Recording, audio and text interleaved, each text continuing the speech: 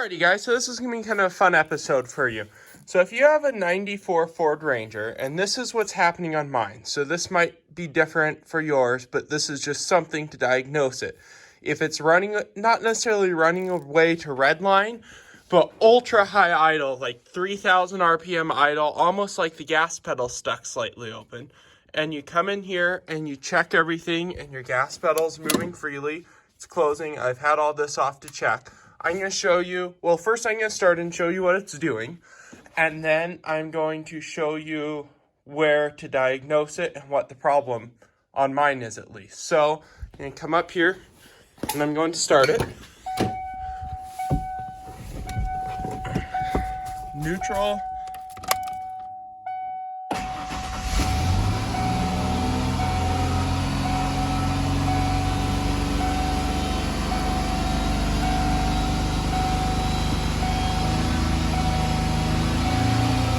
As you can see, I'm not touching the gas pedal whatsoever.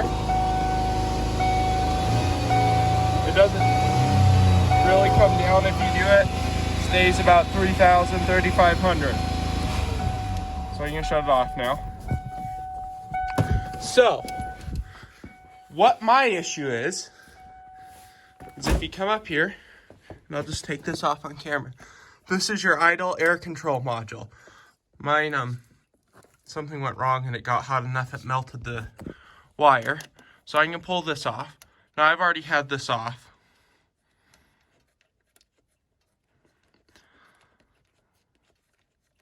It's pretty easy to pull out.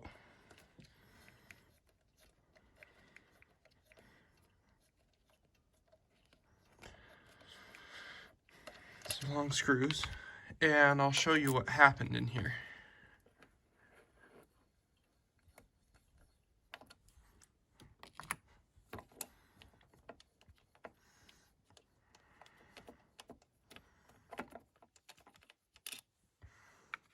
So you have this here, and inside of here, let me get this to where you guys can see it, there's a plunger up on this front. And this spring back here is supposed to hold that plunger closed.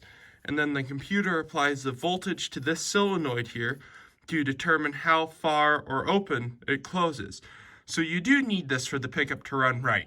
But if you're stuck somewhere, I'll show you how to get home and make this drivable. So what you want to do is you want to take yourself a piece of electrical tape. It's kind of hard with one hand.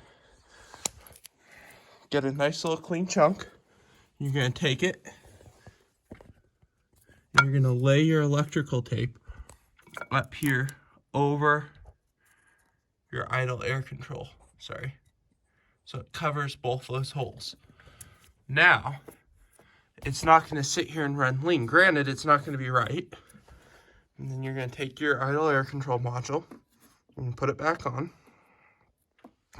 And what I find interesting about this whole thing, it doesn't even have a check engine light about it. I would most definitely think that the computer would be smart enough to go, oh, I'm supposed to be idling at 500 or 1,000 RPMs here. What's going on? The throttle position sensor, because this does have a throttle position sensor from my research. Right there's the TPS. The throttle position sensor is completely closed. Why am I idling at 3,000 RPMs? Because this would be pretty dangerous if you're in traffic or something. Put those in. You take this here, tighten these down.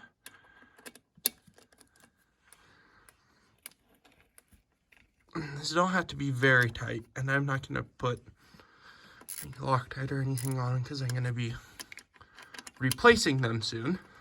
I have the part coming. It's actually supposed to arrive today. I just thought I'd show you guys how to drive one of these in case you have one.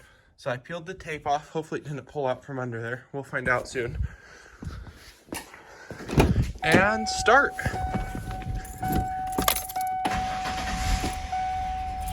And as you can tell,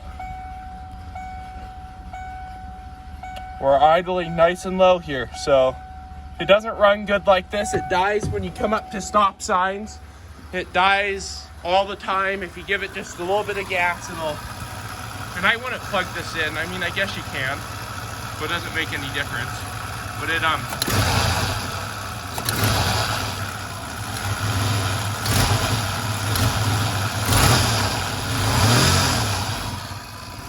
Yeah. So it doesn't run right, but at least at this point, you have a drivable rig to where you can easily drive it home.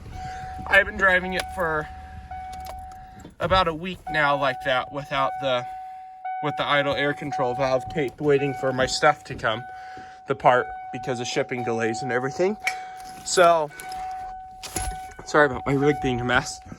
But if you have a 1994 Ford Ranger and your throttle cable isn't stuck and it's idling super high and almost acting like it wants to take off, check your idle air control valve. It's 2 5/16 bolts right up here on top. Easy to get to, easy check. So there you guys go. Hope you enjoy this episode of Adam's Car Wrench.